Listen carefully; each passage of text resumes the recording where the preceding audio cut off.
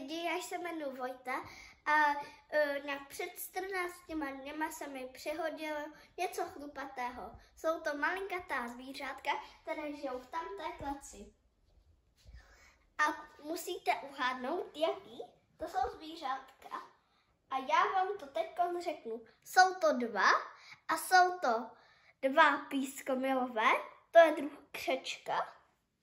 A tak jsou tady. Tohle ten, co je blíž, tenhle ten je čuplík a tohle to je šuplík. Je to vtipné jméno.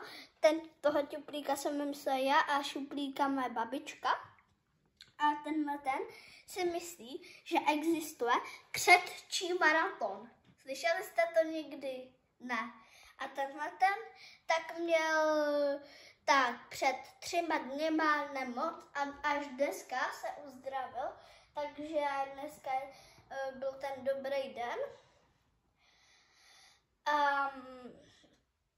To bylo všechno, jenom vám připomenu, že dneska se můžete koukat na hokej Česko-Švédsko a teďko mé slaveníčko, baveníčko, akorát s křečkama.